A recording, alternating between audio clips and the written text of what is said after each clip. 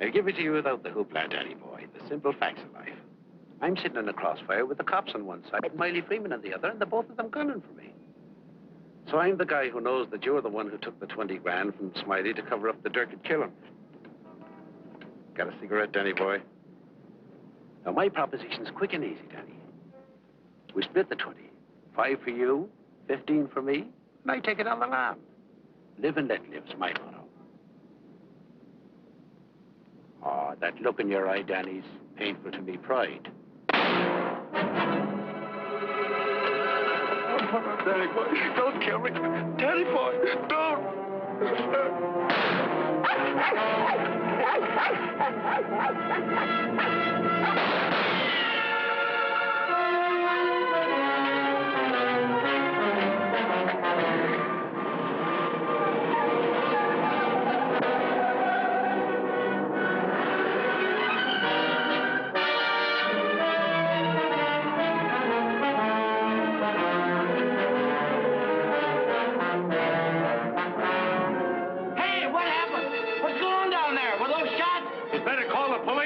There's been a murder.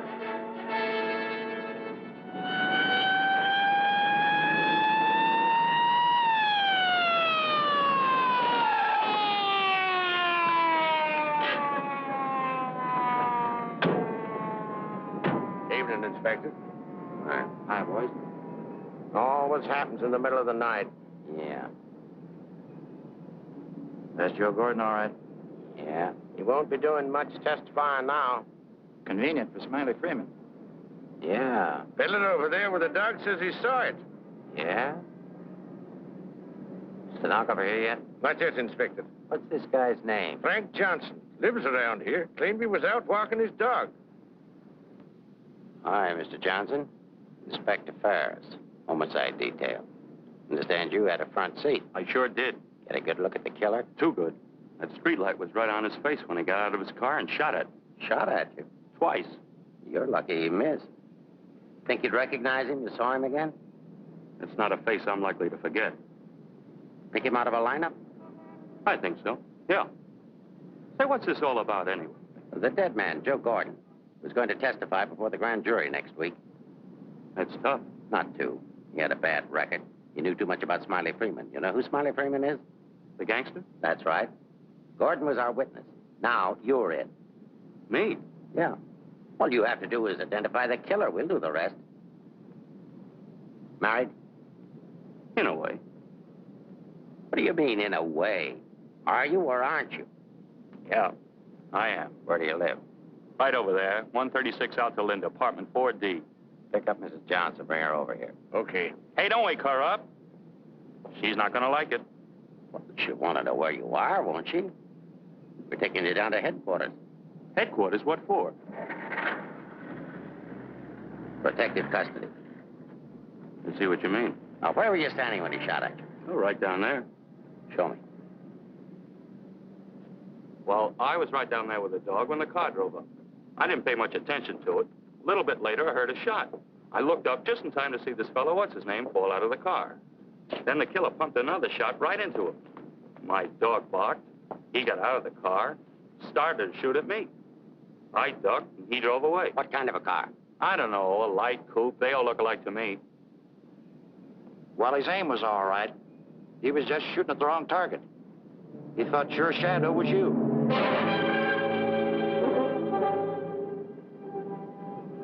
Will you go call Reardon?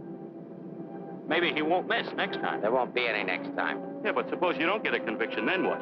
Do I have to spend the rest of my life with police protection? Or wind up on a sidewalk like him? What are you worried about? He missed, didn't he? Stay here a minute. We'll get the rest of the story downtown. I hate to get mixed up in this. Yeah, it's getting so a man has to be careful where he's looking these days. Take it easy. Keep out of here, will you? Say, I think I dropped my pipe somewhere around here. Is it okay if I look for it? Remember where you had it last? Yeah, it was right over here somewhere. What's the matter, Buster? I'm giving you... Come on, get out of here, will you?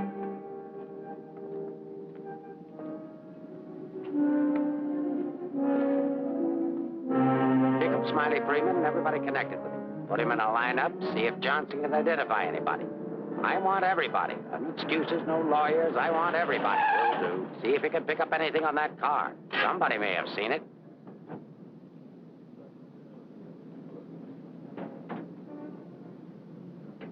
Mrs. Johnson, that's not your husband. Man was killed. He saw it happen. He's right over here. Sorry I had to get you out of bed, Mrs. Johnson. But after all, we had to make sure that he had a wife. Where is he? He took a powder. Sergeant, pick up Johnson. The idiot will get himself Down there killed. and cover the park. Just like him, always running away. What do you mean always running away? Running away from what?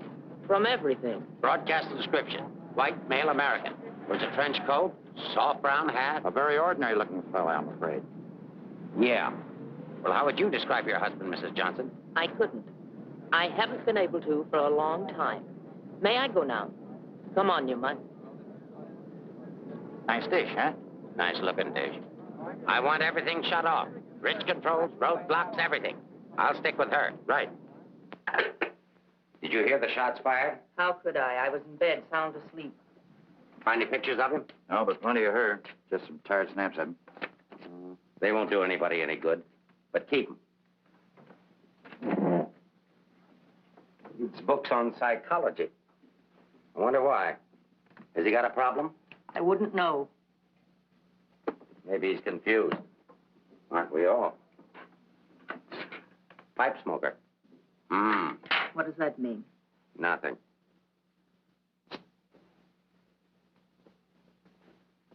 Oh, he's got two suits, one of which he's wearing. Well, what does he care what he looks like? Nobody pays any attention to him anyway.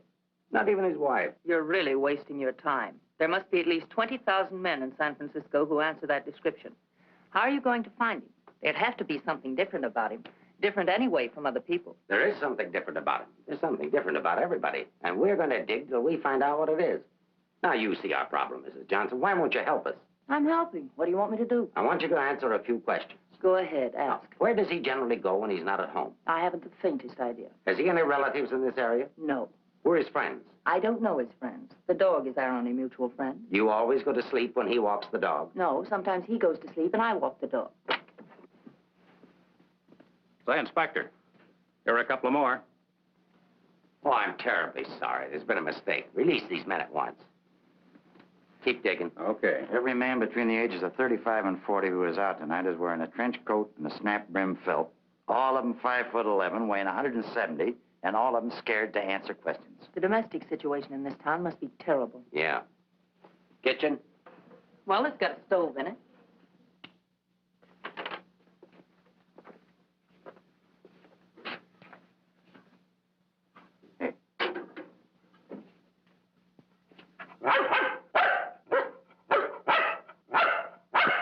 Don't you eat anything but dog food? He's not particular and I'm lazy, so we eat out. Where? Well, let's see. The corner drugstore, the lobster grill at the wharf when we're in that neighborhood, and when we get real fancy, Manlow's Oriental Roof Garden. Those usually. We're creatures of habit, I'm afraid. Check the Oriental Roof Garden. They'll still be open. Yes, sir. 2 o'clock in the morning. How am I going to explain this at home? What's going on here? I'm sorry. There's been a mistake. He's sorry. What am I going to tell my wife? Come on. What did you and your husband quarrel about tonight, Mrs. Johnson? We don't have to have a reason anymore. Don't you have a decent picture of your husband? No, he doesn't like to have his picture taken. I don't want any photographs of him floating around that might get in the papers. The killer doesn't know what he looks like. Didn't he see him? No, he shot at his shadow. Shot. He shot at Frank? Twice. Nobody knows that except the killer, your husband, and now you. So let's keep it that way. It's important. He's really in danger then. Worried? I thought you were beyond worrying about him. I didn't say that. If he doesn't give himself up, you're really going to have something to worry about. We've got to protect him. Like you did the other witness? Joe Gordon would be alive right now if he hadn't had his lawyer spring him. Hey, Mark. Here's a prescription for Frank Johnson. Husband ill? No, he just likes to take medicine. Well, what are these for? I don't know. He just likes to take vitamin pills, cold shots, anything. What's up here? Studio. My husband's an artist. Oh, I thought you said he worked at Hart and Winston. He does. He's in charge of displays down there. Oh, window trimmer, huh? Rembrandt, get down. You know you're not allowed up there. Rembrandt? It's the nearest we could ever get to owning one. Frank's little joke. He found the mutt sitting on the street corner one night waiting for someone to adopt him. They recognized each other right away.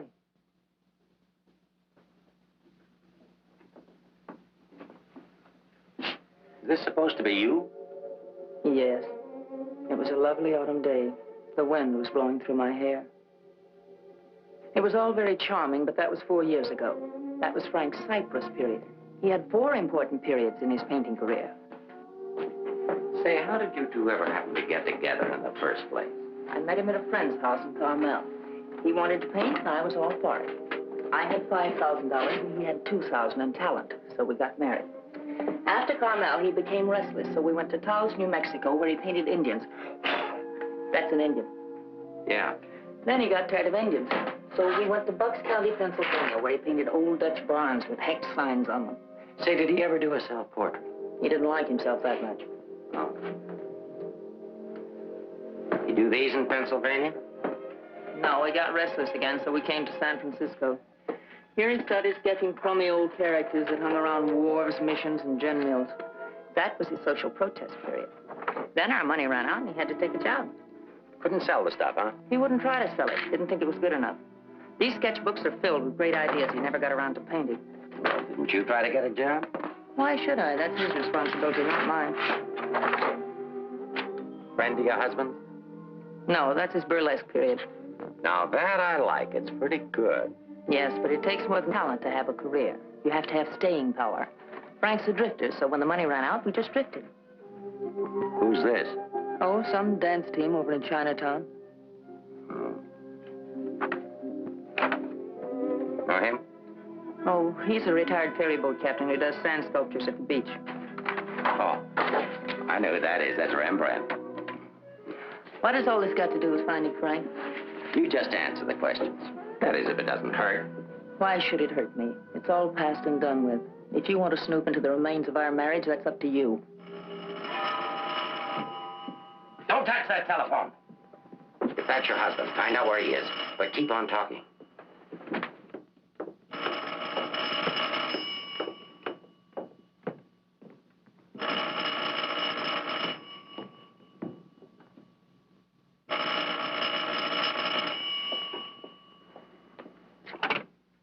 Hello? Oh, hello, Frank. Place that call. I'm sorry to interrupt, but if I were you, I'd hang up. The police are tracing your call. Hello. Hello. Hey, hang up. Seems to me I heard music. Wasn't that music? You didn't do your husband a favor, Mrs. Johnson. It's bad enough to be alone in a big city with no place to go. But as soon as the newspapers hit the streets and the killer finds out he didn't get your husband, there'll be guys looking for him with guns. If I had a husband I wanted to get rid of, I'd do exactly what you did. If he wants to run away, that's his business. And your business, too, Mrs. Johnson. I'll be seeing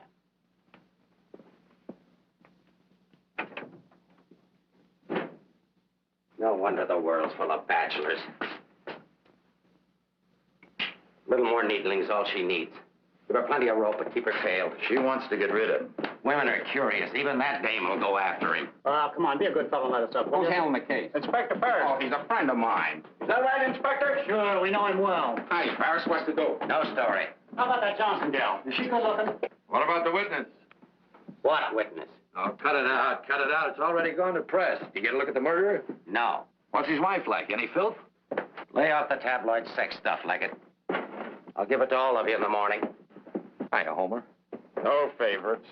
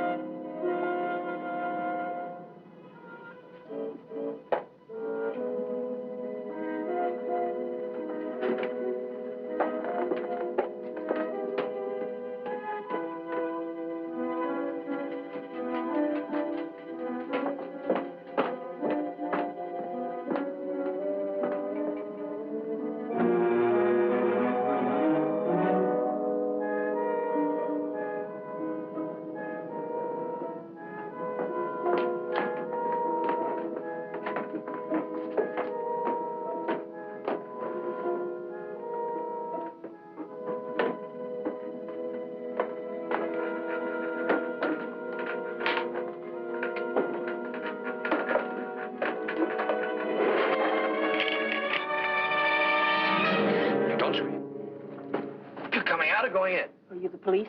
Smile when you say that. I'm a reporter. Oh, newspaper man. Well, you don't have to say it like that. Let go of me. Go away. Are you just going to leave me dangling here? Well, you just said I let don't you- care what I said. Help me get out of here. It's a pleasure, Mrs. J. You are Mrs. Johnson, aren't you? No, I'm the maid taking my night out. Oh, what magic I possess. A moment ago, total strangers. Now you're in my arms. So it's love at first sight. Now show me how you got up here without the police seeing you. Do I get the story? After I get out of here. Follow me, then.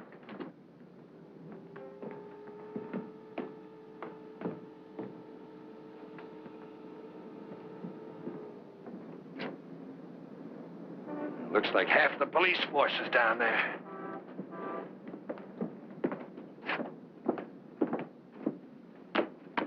Must I? Just look straight ahead like you did when you got married. Incidentally, my name's Leggett. Leggett of the Graphic. We've got a dandy little sheet all full of goo and gore and everything. Hey! Bye.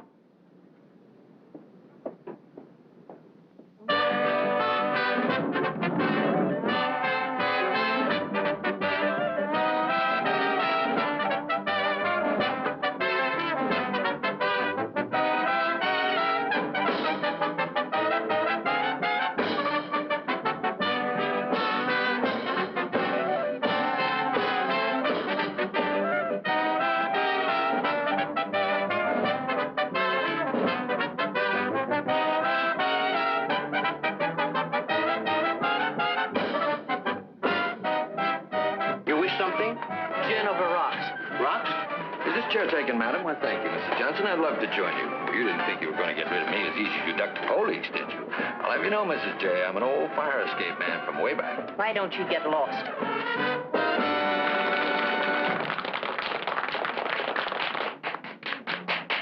Now then, how about the story? You'll get the story from my husband when he's safe and sound in jail. Oh, but he won't be safe and sound. Have you forgotten a fellow by the name of Joe Gordon? Do you wish something? Yeah, let me have a bourbon old-fashioned. Why did you come here tonight, Mrs. Johnson? Or shouldn't I ask? Because I like it here. You didn't by any chance come here to meet, say, your husband, did you? Or is that a far-fetched supposition? Supposition? I better stop using those four-syllable words. I won't be working for the Graphic anymore. Where's your husband, Mrs. Johnson? I don't know. Did he see the killer? I don't know. Should we dance? Why don't you drop dead? 帶呢個餐紙俾呢個女人，你坐喺佢角落頭處啊！好咧。 Why don't you be nice to me, Mrs. Johnson? Who knows? I might even be able to help you. I'm not a bad guy when you get to know me. A little obnoxious, perhaps, but pleasant. Now then, answer yes or no. Your husband saw the killer and took it on the lam, right? Right. And you're meeting him here. I haven't the slightest idea. I came here on a hunch. When he phoned tonight, I heard music that could only have come from this joint. Something to eat? No, thanks. No food. Oh, go ahead. Try something. No, really, nothing. Oh, I've got a deal for you. You find your husband with my help. Give me an exclusive for 24 hours, and I'll get my paper to pay you for it. Trying to buy me so soon? First, I'm going to try and buy you. And if I can, I'm going to try to win you. Isn't that the reverse of the usual procedure? I'm a perverse fellow. On second thought, Mrs. J, I find you very attractive. I may try and win you right off. No, thanks. I'd rather be bought. Very mercenary. All to the good, though. I like mercenary women. 佢睇都唔睇呢？俾我啦。 Money? Sure. How much? Oh, I don't know, grand maybe. Is it worth that much? Will be by the time I get through building it up. Frank will need it if he wants to get away. I'll bring it with me. Just tell me where and when. And you won't print anything until I give the word. Scout's honor. It's a deal. Shall we drink to it? To the speedy conclusion of all our troubles. Yours, your husband's, and mine. You've got trouble? You don't look it. None that I can't solve now that we're partners. Hiya, Mrs. Johnson. Hi, Sammy. Sit down. Meet Mr. Leggett of the Graphic. Oh, a newspaper man. Sammy? You should have caught the show. Susie and I are breaking in a new act. Chunga no Quito. It's terrific. That's spelled C-H-U-N-G. Anybody can spell a Quito. Of course, we're only breaking in the show here, but a little plug would help. Well, I'll see what I can do. Thanks. Next time you come catch the midnight show, the place is really jumping then. I'll be seeing you. Bye, Sammy. Night. Well, I think I'll go home. Frank won't show tonight. How do you know? I just know, that's all. What are you going to tell your husband when you see him? To give himself up. Maybe I'll give up, too.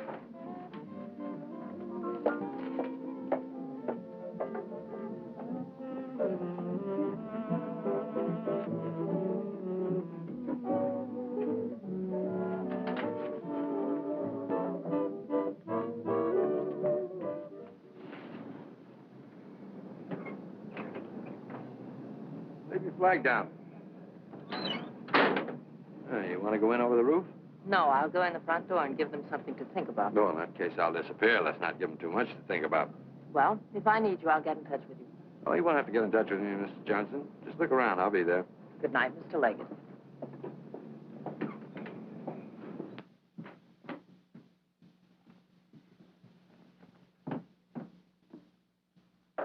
What are you doing here? That was nice going, Mrs. Johnson, but the next time you try to get out, you'll have more trouble.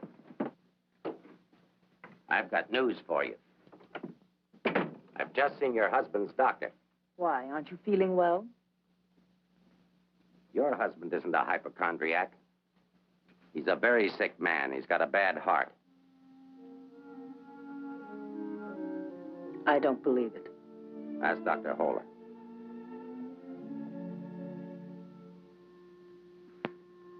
Frank never said anything to me about it. Maybe he figured you wouldn't be interested. Well, he can walk into any drugstore and buy some medicine. Not without a prescription, he can't. And I've given orders to every drugstore in town that none of this medicine's to be dispensed without an order from me. If he should have an attack and not have that with him, you know what that means. You can't do that. If it's the only way I can get him to come in and testify, I mean to use it. But Frank's done nothing wrong. Oh, yes, he has. He was in the wrong place at the wrong time. I thought the police were supposed to protect people, not put them in danger. All it says in my book, sister, is that the good of the majority's got to be upheld. And for the good of the majority, Frank Johnson's got to testify. If he gives himself up, we'll give him a supply of medicine, we'll protect him. And if he doesn't? He'll die of a heart attack or a bullet from one of Smiley Freeman's men. I don't believe a word you're saying. You're only trying to frighten me. And I'm getting pretty sick of you. Now get out of here. Of course, if you want to try to find it, I won't try to stop you. But I don't think you can find it. I don't think he's running away from us. I think he's running away from you. I said get out.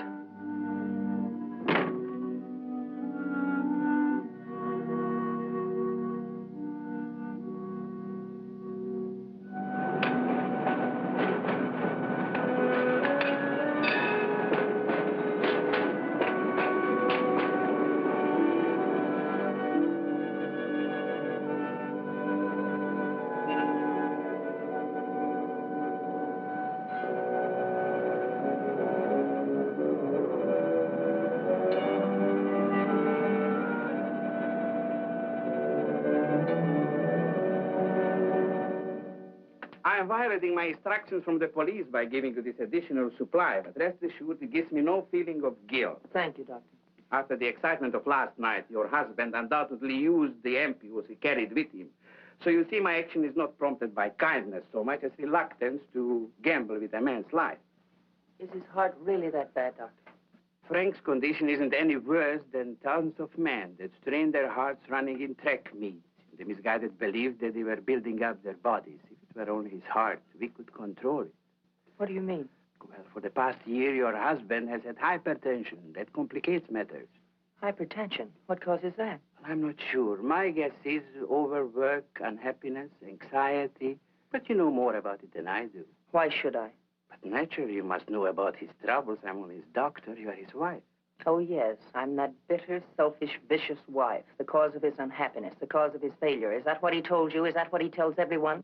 Frank didn't discuss his private life with me, nor do I care to hear it from you. I shall explain to you his condition, and that's all. He has a cardiac condition. Let's call that X. Now, X alone is not serious. He also has hypertension. Let's call that Y. Now, X plus Y is dangerous. I'm Y, I suppose. I'm not a psychiatrist, Mrs. Johnson. I deal only with facts. X plus Y equals steady deterioration. X minus Y is an improvement. Now, what you and your husband do about it, that's your personal concern. My only personal concern right now is to get these ampoules to him. If you see him, tell him he should give himself up. It's imperative to take the strain off himself. I'll give him the facts. He can draw his own conclusions.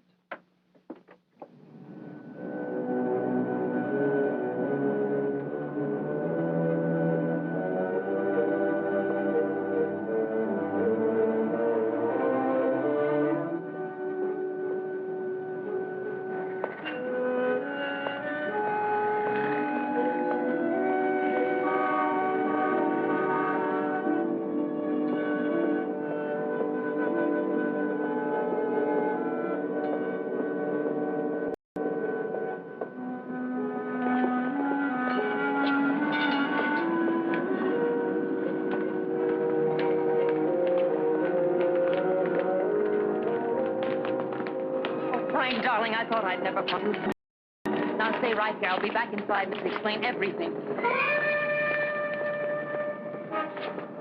All right, Mr. Johnson, come along. My name isn't Johnson. Yeah, and I suppose that isn't your wife either. No, but I wish it were. Do you have any identification? Yes, I have. My name is Stephen Carruthers, optometrist. While we're on the subject, I think you better have your eyes examined.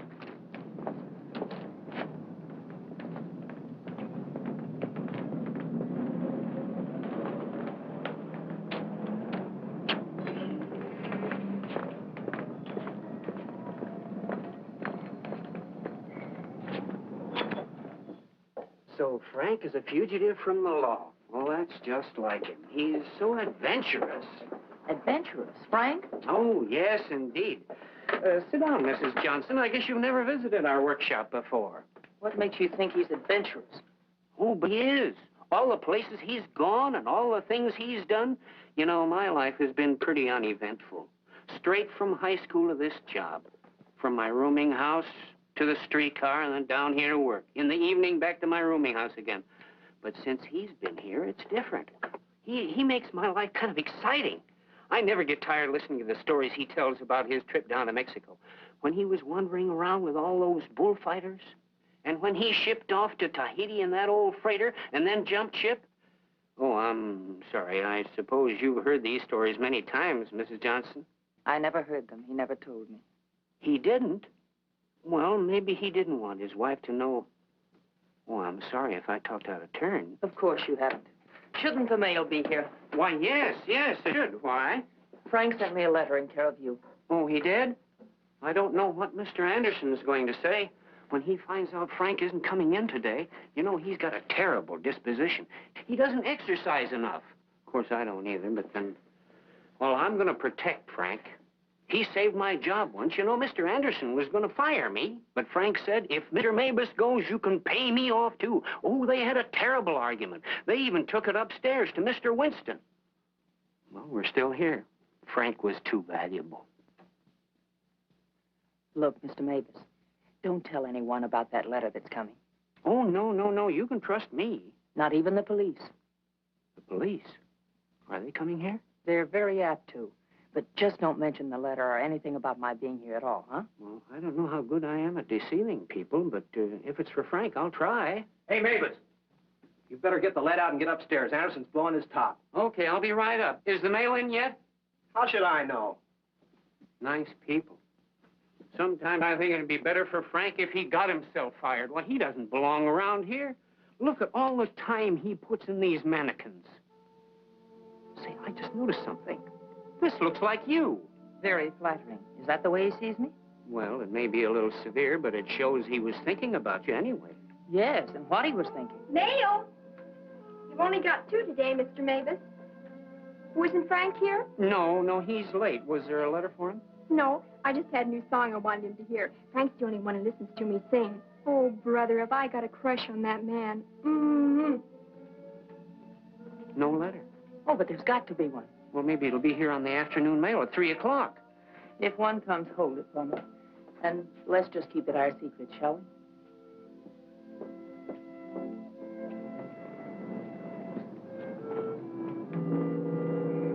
Good morning, Mr. Johnson. He didn't show up for work this morning, did he? Where's your new pal, Leggett? I haven't the vaguest idea. I wouldn't get too cozy with that guy if I were you. He'd crucify his grandmother for a story. I haven't found him as objectionable as you are. What right have you prying into my personal life, having me followed as if I were a criminal? I'm sick of it. I'm sick of you, and I want it stopped. Mrs. Johnson, didn't your husband ever beat you? Are you going to have these men stop following me? The man who killed Joe Gordon isn't stupid. If I'm smart enough to use you as a bird dog to lead us to your husband, so is he. You may be very happy to have a cop around before this thing's over. That I doubt. Stick with it. How could I lose a redhead like that?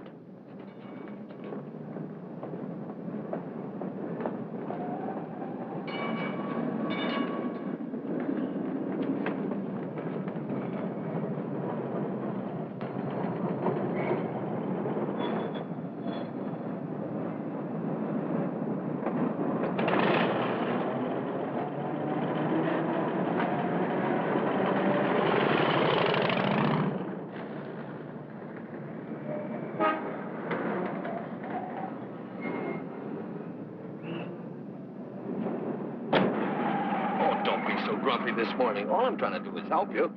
Do you know that you've got a little shadow? Huh? There she is. Well, it's a nice morning for a ride. Oh, by the way, here's your letter. Well, I'll be surprised. Don't be. $10 and an underpaid store clerk can get you anything. But don't you worry about it. I'll put it on my expense account. But how did you know about it? The menu. You shouldn't have left it. It was very careless of you. I have acquisitive eyes. Do you always open other people's mail? Mm-hmm. Every chance I get. Say, did you get a load of the female impersonator they've got following you? No. Well, let's duck her and get down to business. Hey, Mac, turn left on the next street, then right up the alley. Okay.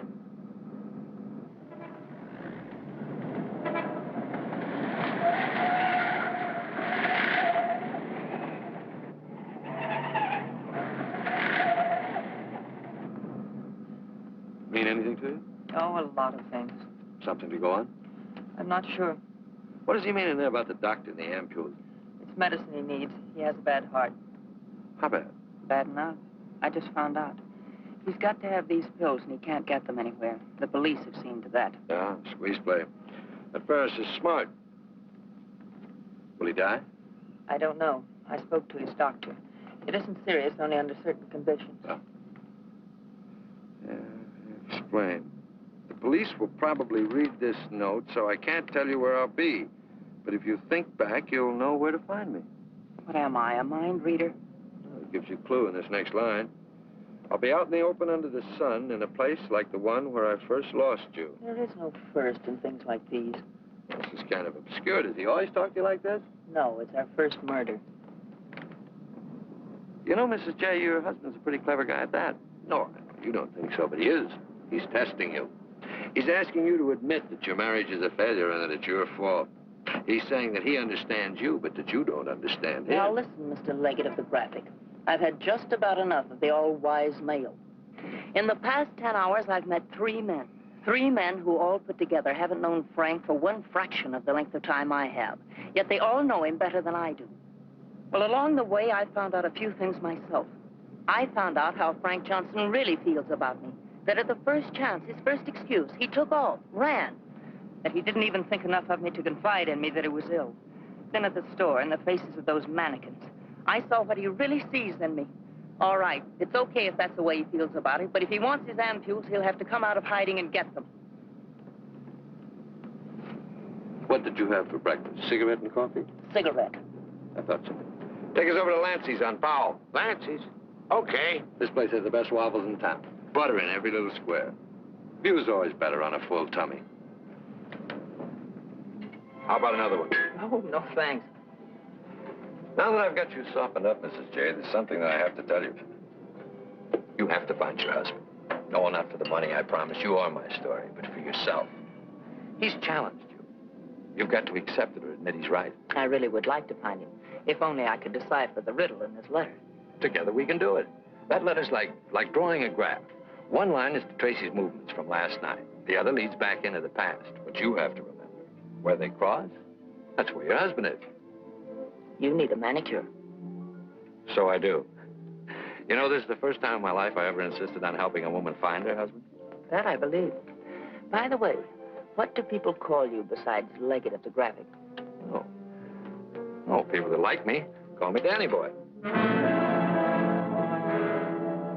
Okay, Danny Boy. Fisherman's Wharf. Frank used to come here a lot.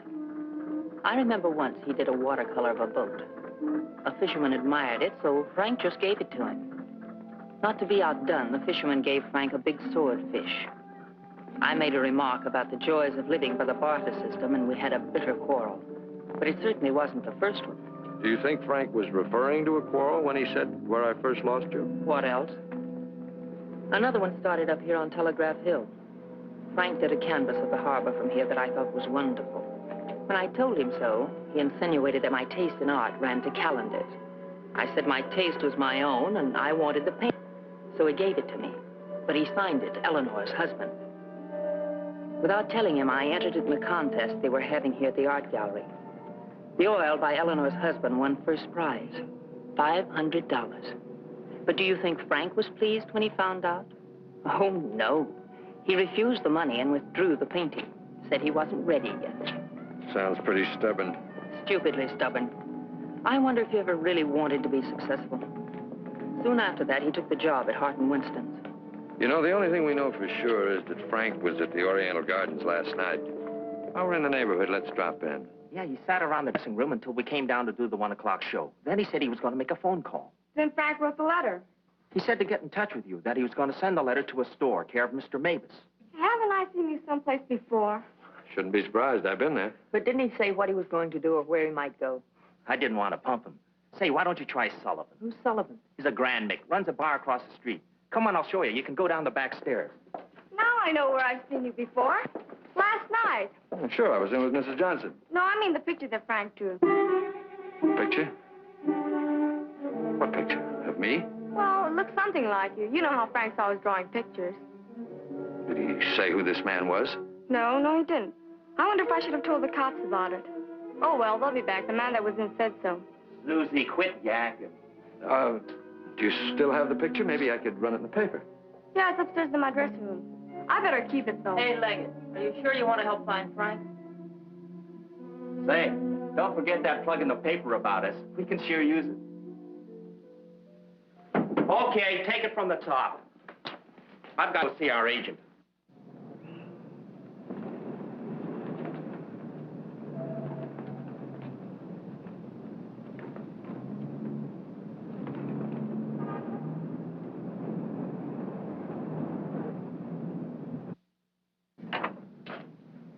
Heard about this place for years. Never been here before.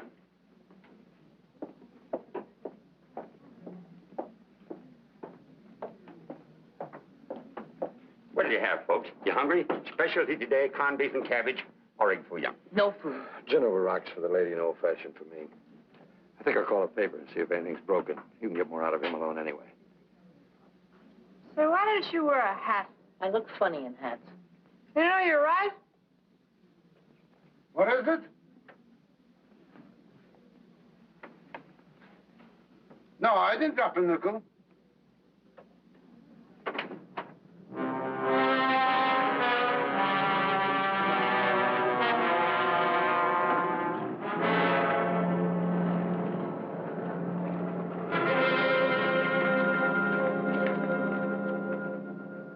Yes, Mrs. Johnson. Frank was in here last night, just before closing time. Did he say where he was going? No, he didn't. Just borrowed $10 is all. Maybe I should tell you. There was a couple of fellas in here this morning asking about Frank. Fellas that you couldn't very well say, mind your own business to. Is he in some sort of trouble, Mrs. Johnson? Some. He didn't come home last night. They're all alike. I've been looking for mine for 3 years. I'm glad I finally met you, Mom. I often wondered what kind of a woman Frank was married to. Not that I imagined he was too easy to live with, being so quiet and moody and strange at times. For instance, now look at this picture. Look at the date he put on it. Frank painted this for me about 6 months ago. It was on St. Patrick's Day. But look at the date on it. March 17, 1947. Well, I suppose it's an artist's privilege. March 17th, that's Frank's birthday. 1947. We spent the day on the beach at Cypress Point. Then we suddenly decided we had to see the sunset from the top of the mark. So we drove to San Francisco. We had a car then. We had champagne cocktails and watched the sunset over the Golden Gate. After all, it was Frank's birthday and St. Patrick's. We had a beautiful dinner at Andre's and Cafe Diablo at Amigos. Then we drove back to Carmel in the softest moonlight I've ever known. Ah, there's nothing like being young and in love. And daft. To boot. What? Daft, to boot. Well, I guess people are entitled to do crazy things on their birthday. This year we didn't. I went to a movie. Frank came down here and painted that picture. Now I know what Frank meant when he said someone should have been in that picture with him.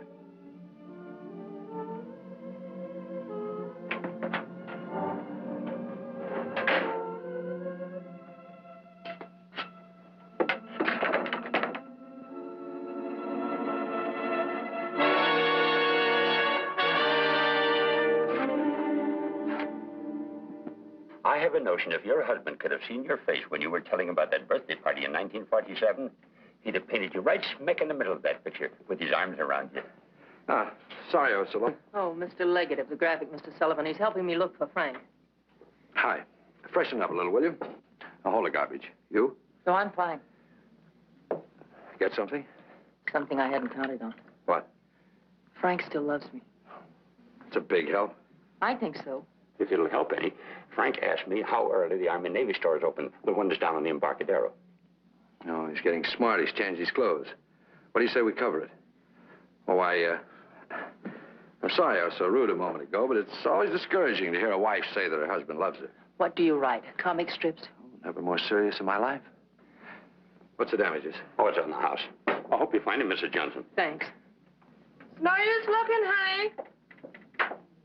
Once they're gone, they're gone.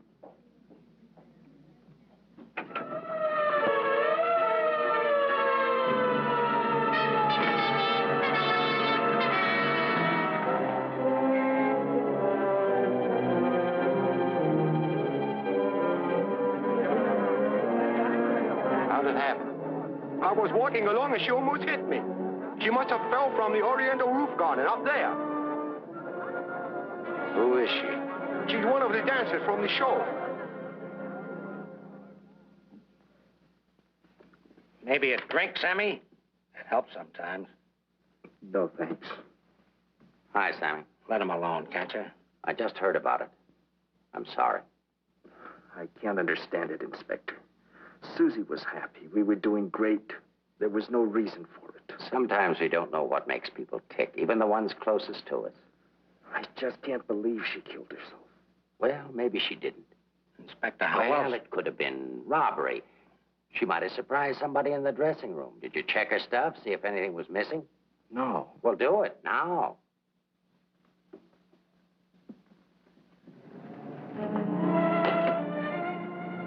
We've been through almost all of these places, and we still haven't found a lead on Frank.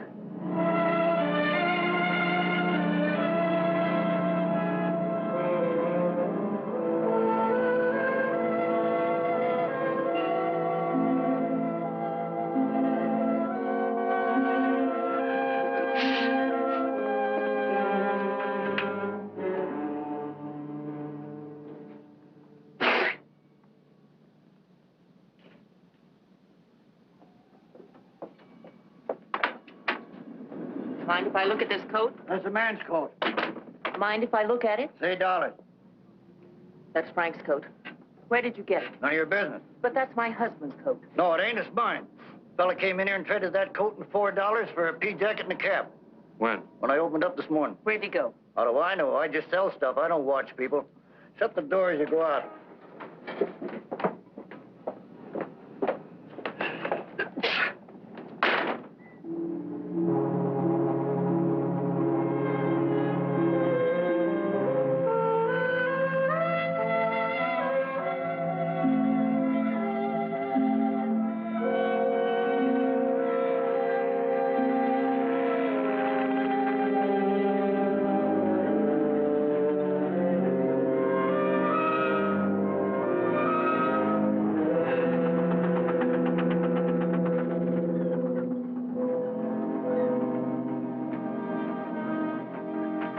Look. Well, wouldn't you know? There he is, just like nothing had happened.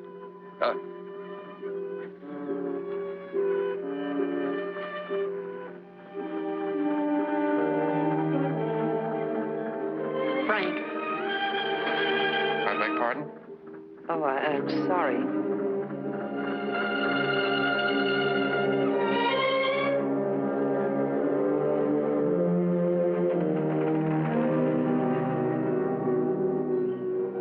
I never knew there were so many land-going sailors in the world. All of them wearing pea jackets and seamen's caps.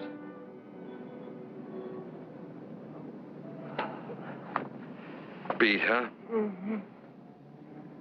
I might as well admit it. I can't remember. No thanks. There's not much sun left to find him under. If you think back, he said in his letter, you'll know where to find me.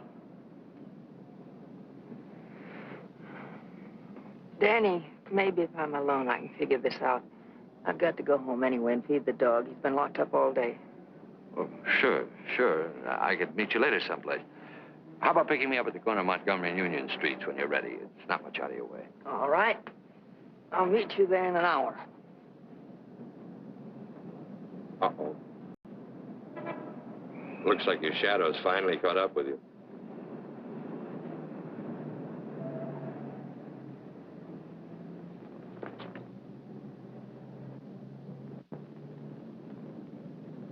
Are you as I am? I beg your pardon. Come on, there's no need in spending 2 cab fares. We might as well go together. But, well... Oh, come on. At least you'll have someone to talk to.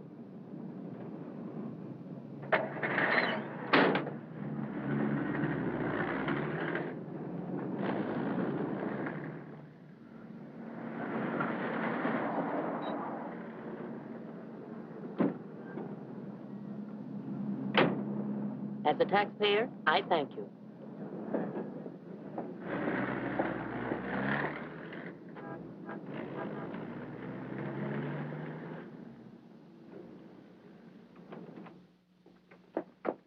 Hello, Rembrandt. I'll be with you in a minute. Hi. What, you again? Who let you in? Landlord, do you mind? Oh, no. Make yourself at home. I love having cops move in on me. Where's the letter? Don't pretend you don't know what I'm talking about. I mean the letter your pal picked up at Hart and Winston's this morning. I want it. He's all knows all, except where Frank is and who the killer is. Why don't you go back to jail or wherever it is you live and leave me alone? Oh, no. The merry-go-round's over. This case is going cold on me, and you're the only live thing in it. So from now on, I'm sticking with you. That's just peachy. Oh, I'm bushed. You ought to be. You covered a lot of territory today. My men are bushed, too. You should be more considerate. Can you make anything out of this letter? It's pretty cryptic. Not yet, but I'm working on it. It sounds like a guy in love. You think so? Yeah. I'll be out in the open, under the sun, in a place like the one where I first lost you. That kind of lays it right in your lap. Doesn't it mean anything to you? I wish it did. I'm glad you're not bringing me my medicine. Oh, don't worry. I'll find you. And I'll be right there with you when you do. Where you go, I go. Would you insist upon going with me if I walk the dog? I walked him. Anyway, there's a man out front, one in back, and one on the roof. Fine. I'm staying right here, then. So am I. We'll just wait till your husband comes to you, or you can't stand the strain any longer, and go to him. Look, Mr. Ferris, maybe you were right in some of the things you said. Today I discovered a lot about Frank I never knew before. In one day, what you couldn't find out in 4 years? I guess I was the one that was mixed up. A lot of it's my fault anyway. I haven't been much of a wife. Well, that's quite an admission from you, Mrs. Johnson. Please, you've got to give me a chance to see Frank alone and give him his medicine. Then if he wants to come in and testify, that's up to him. But it's got to be his choice. I won't try to influence him one way or the other. Whatever he does is all right with me. But you've got to let me see him alone first. I believe you, and I'd like to help you, but I'm a cop. If Frank keeps on running, I'll have no witness to say nothing of a job.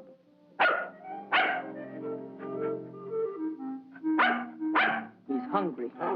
Couldn't you have fed him, too? I couldn't figure out how to work the can opener. Can I use your phone?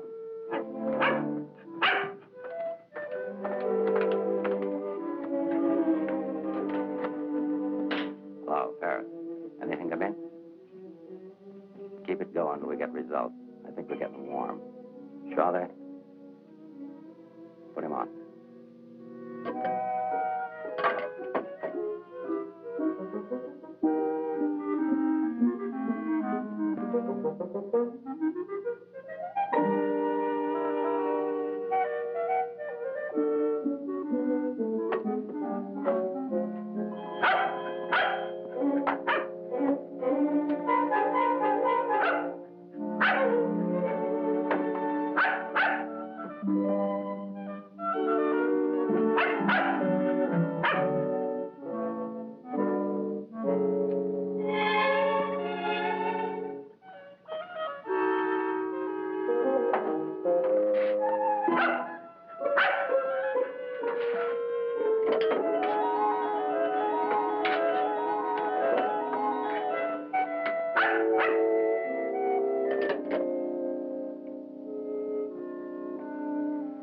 Sorry, Rembrandt. It's the only thing I can think of.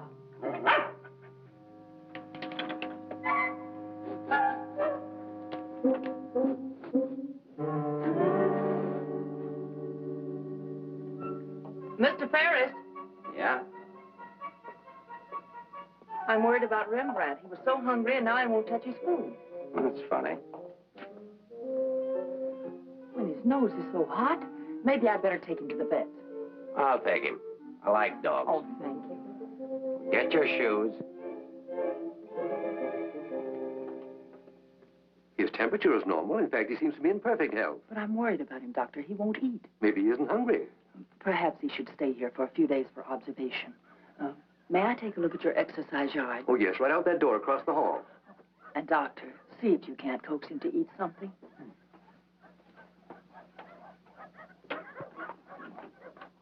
Doctor, I wish you'd look at Emmeline. I'm not the doctor. I'm here for treatment myself. I beg your pardon? Oh, your wife thinks you ought to leave the dog for observation. That woman's not my wife.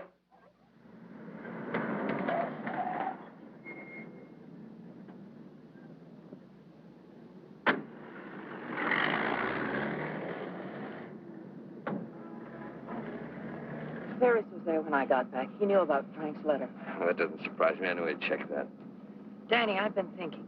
Why did Frank send it to Hart and Winston? He didn't want it intercepted. Why not leave it with Sammy Chung, then? Or give it to anybody he knew who'd bring it to me? Why Mavis at the store? You mean you think there's a reason, something you missed? Yes, something I didn't see. Something I overlooked. Driver, take us to Hart and Winston. Okay.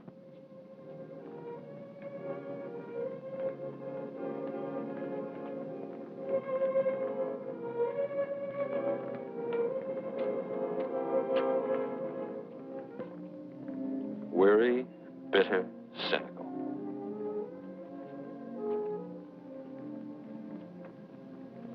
Fresh, eager, and hopeful. The two Eleanors. Now I remember. One day on the beach at Carmel, just after we were married, Frank made a mermaid out of sand. It was supposed to be me. And a big wave came up and washed it away. And he said, well, I've lost you. And I said, you'll never lose me, Frank. I won't let you. That's what he meant in the letter. It wasn't a quarrel. This means something to you. You know where he is? I'll take you there. Inspector Ferris wants to see you. Why? Look, he wants to see you. Where? Later.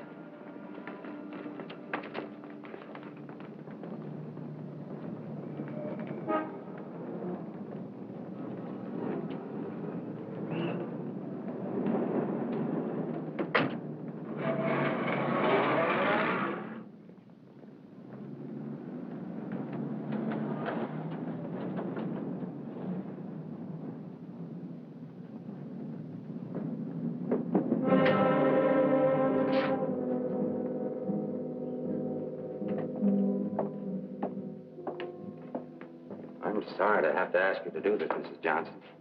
This man was found in an alley behind a gin mill on the Embarcadero. He'd been brutally beaten to death. He wasn't wearing a trench coat, but he was wearing a seaman's cap and jacket. From what I remember of your husband, it could be him. I'm not sure. So I'll have to ask you to make positive identification.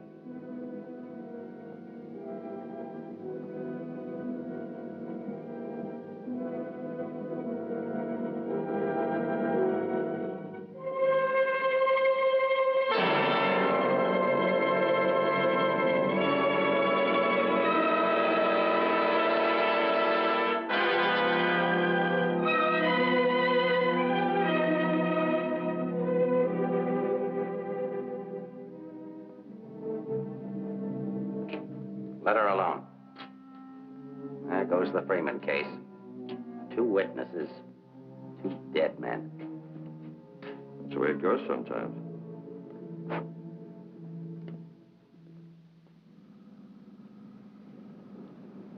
Eleanor, anything that I could say would just be words.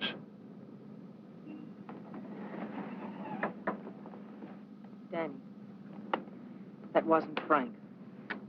For a quick moment, I thought it was, and I felt things I didn't know I could feel. What was I holding out for? Why didn't I learn to understand him? Why don't we give freely of ourselves when we can? If only I had another chance, I thought. Then I saw it wasn't Frank, and I fainted. Congratulations on your performance. But it wasn't an act. I really did faint. Where is he? At the amusement park at the beach.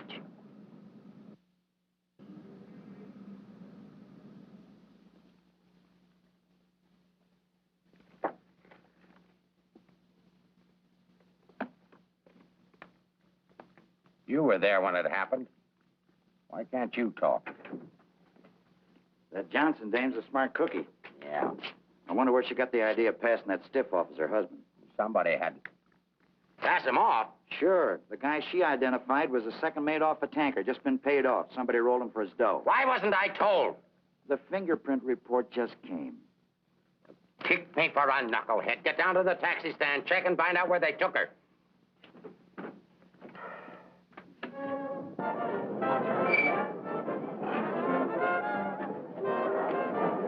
$1.80, sir.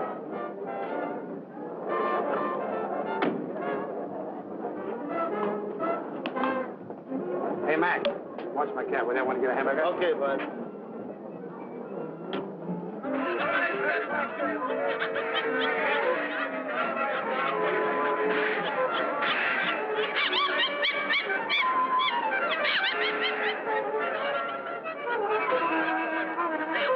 Okay, put this on right away.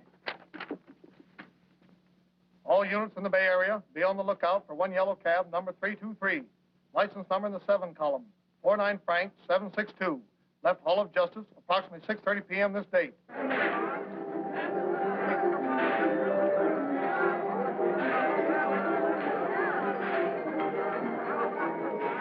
Right down there beyond that railing at the sand sculptures.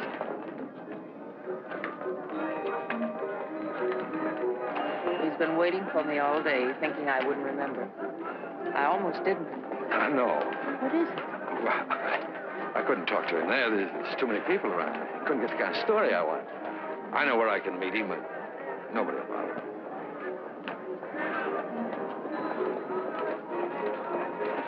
Oh, look at the sand sculpture. I had an uncle that used to make statues, only he made them out of ice. A small donation for the artist will be appreciated. Here you are. Thank you.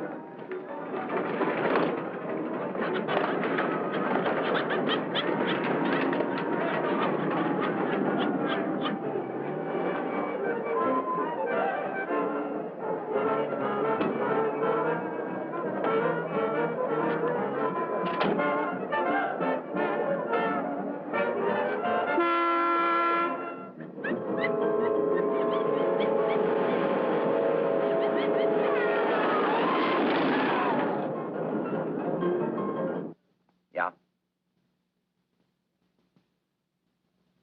This thing's beginning to boil. We'll be right down. We're going to the beach. Come on, Rembrandt. What my eyes miss, your nose will smell. Come on.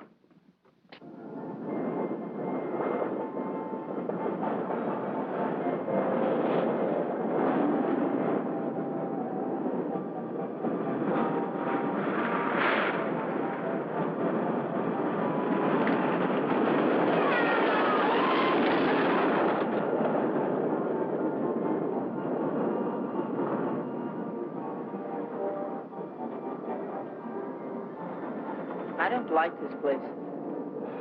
It's a good spot. I used to come here with a girl when I was a kid. It's more frightening than romantic. That's the way love is when you're young. Life is when you're older. I'll tell Frank where you are. You sure you want to start over again with your husband? I'm sure I want to try. I'm not sure what he wants. Supposing he doesn't want to. Then I'll let him go. He'll never know how I feel about him. You think people can turn back, and you're going to try. I know better. You're too cynical. It's your profession. It's too late now to change my profession. Okay. Go ahead, send him here. I'll bring him. No. What's the matter with you? Don't you still want the story? I guess I got to have the story, but my way. You send him back. I want to see him alone first. If you want the money, I talk to him alone. All right, if that's the way you want it, I'll send him.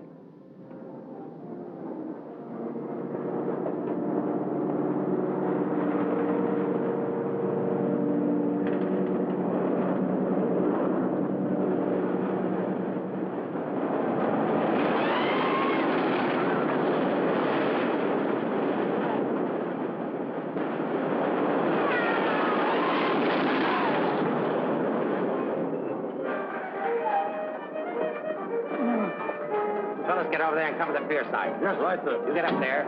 Make like a gate. If Johnson tries to come through, arrest him. What charge? For failing to curb his dog in a public park. I'm coming in from the other end of the pier.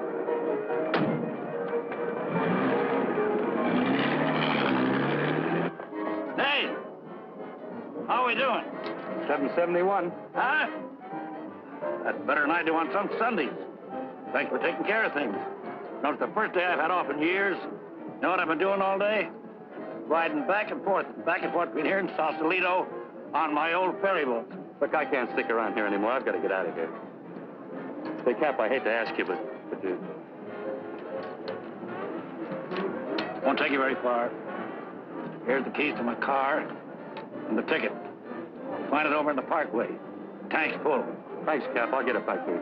You better.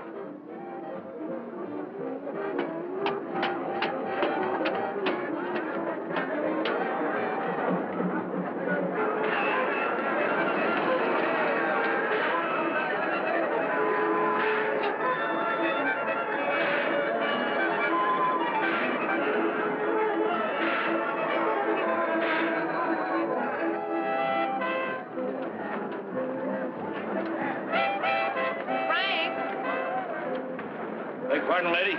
Where's Frank? What happened to him? Who? Frank Johnson. Never heard of him.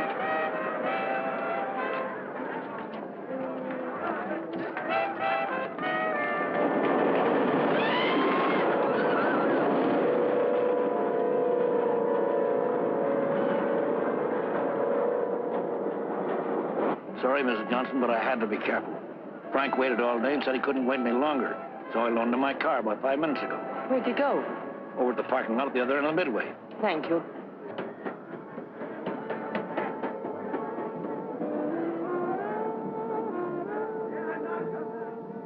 I lost a bet with myself.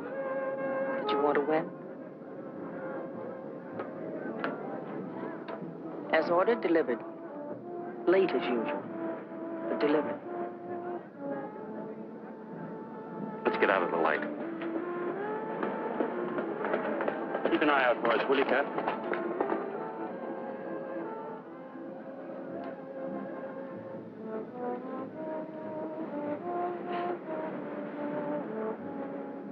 Why didn't you tell me about your heart? Oh, you know, doctors, they make a big deal of everything. Guess it was a silly thing to do, writing that corny note. It sounded like you'd had a couple of drinks. I had. By the time I finished the drinks and the letter, I was a pretty sad character. Well, I can't hide out here forever. Would you want to? I can get a job in another town. I'm a pretty fair window trimmer. Pretty good artist, too. We've got to pull out of this. We? Yes. If this excitement hasn't killed you, I'm sure I can't. We'll get out of town where you'll be safe. Can't go very far. I've got $7.71. Borrowed that from the captain. There's a fellow named Leggett, a reporter from the Graphic. He helped me find you. He's promised to give you $1,000 for an exclusive. A lot of money for the little I can tell. Well, his paper must think it's worth it, so why look a gift horse in the mouth? Well, where is he? Over by the roller coaster. Come on, I'll show you. Hey, you, turn around. You know an artist named Frank Johnson? Who? Frank Johnson. An artist. Did a sketch of you. I saw it. Could be, but I don't remember. Oh, gee, I just work here. Used to be a ferry boat captain, though.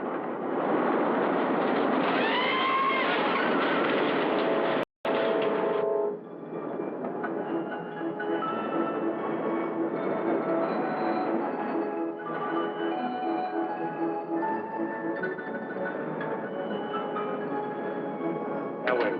Over there under the roller coaster. Go all the way at the end of the walk and duck in under the scaffolding. Okay. Here's a ticket, keys for the captain's car. It's parked down at that end of the Midway. Yes, I know. Well, I'll meet you there. No, I'd better bring it here. You've got to stay out of sight. I can't let anything happen to you now.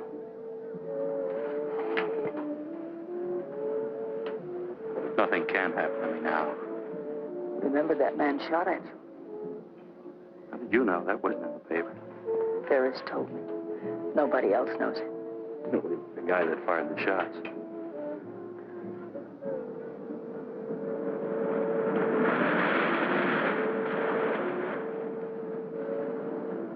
You'd better go now. I'll be back as soon as I can.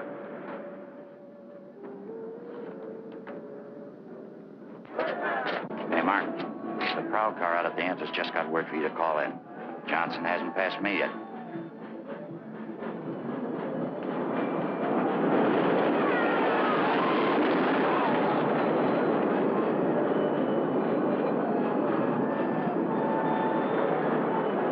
Oh, I haven't got time to talk to him now. That's McDonald and Murray's case. But he says he has some information you wanted. Hold on. Hello, Inspector. Remember you asked me to check all of Susie's things to see if anything was missing? Sammy, I'm busy. I'll see you tomorrow. I just wanted to tell you that nothing was missing, except that sketch that Frank drew on the back of a menu. Sketch of who? I don't know. But Susie said it looked like that newspaper man that was in the club this afternoon with Mrs. Johnson. I'd got notice he was going to give us won't do Susie any good now.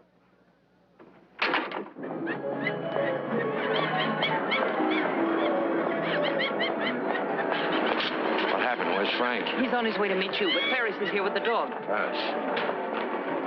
But that stiff in the morgue was a plant. He's a pretty sharp fellow.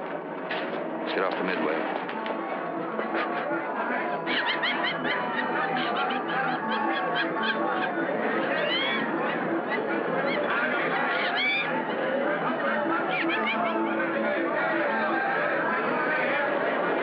Come on, now, never look forced in here. But these things make me sick. Stay in your seats, folks. The second ride is half fare. I'll never ride this thing again. Right up there, lady.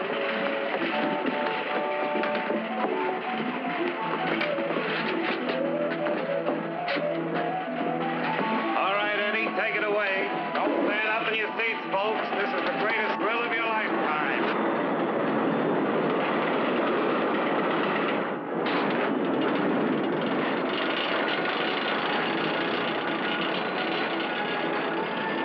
The ride only takes a couple of minutes. Besides, when we get to the top, we can see if Frank's there. Oh, he must be there by now.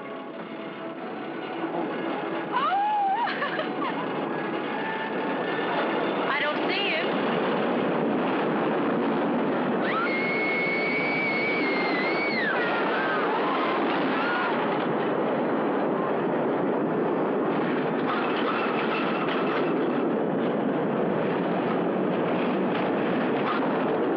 Where is he? I don't know.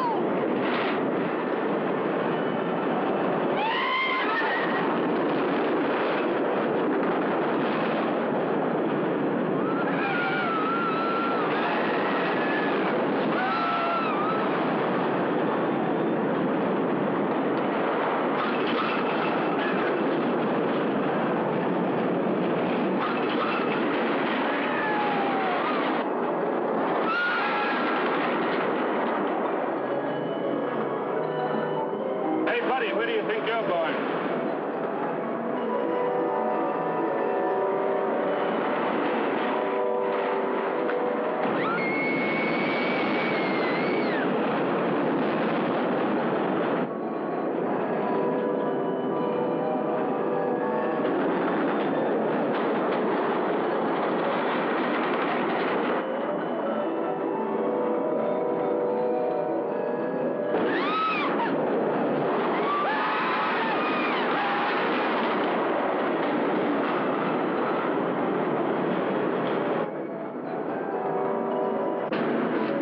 The second ride is only half fare. Take it You stay on for another ride. I'll go see what's happened to Frank. I want to go with you. No, with Ferris outside, together we'd be too conspicuous. But, Danny... Ferris traced you here. If he found you, someone else could follow you, too. Second ride, half fare. Radio go again. Okay, Eddie, take it away. Don't forget, someone shot at him last night. They tried to kill him once, they'll do it again. Again, someone shot at him last night. They tried to kill him once, they'll do it again. Nobody knows that except your husband, the killer, and now you. Nobody knows that except your husband, the killer, and now you.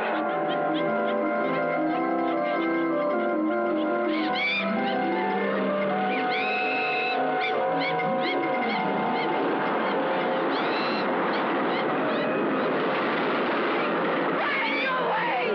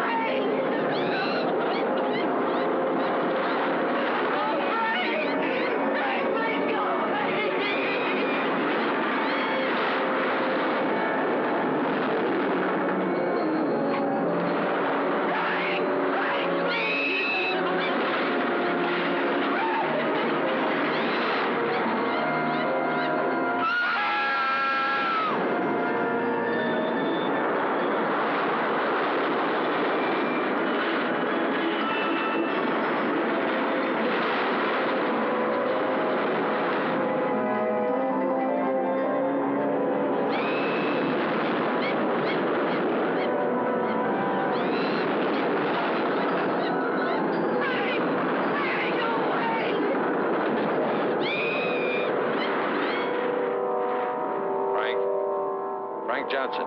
Yes. Is that you, Mr. Leggett? Be careful, there's a loose plank over here. I know.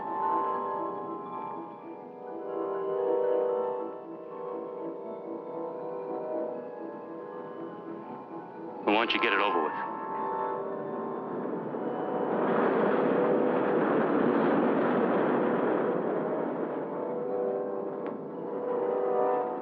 I don't have to, Frank. You got a bad heart. You can't stand tension. You're gonna kill yourself.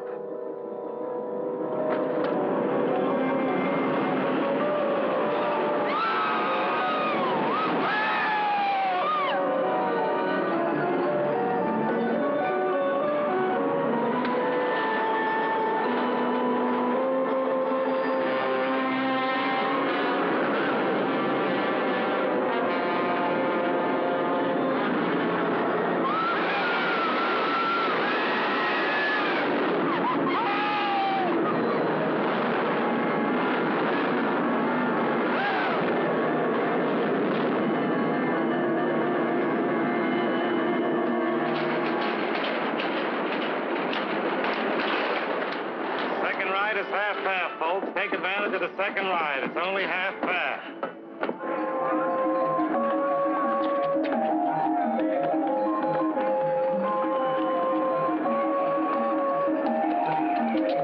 What's your hurry, Mrs. Johnson?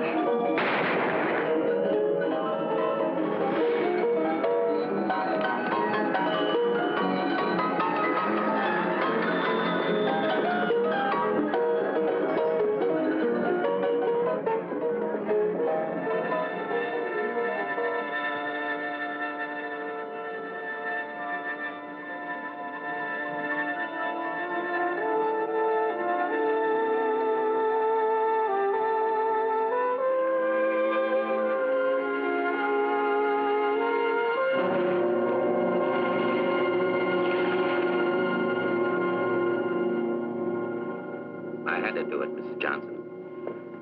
Let's leg it down there. Your husband's safe. Where's Frank? Out there on the midway.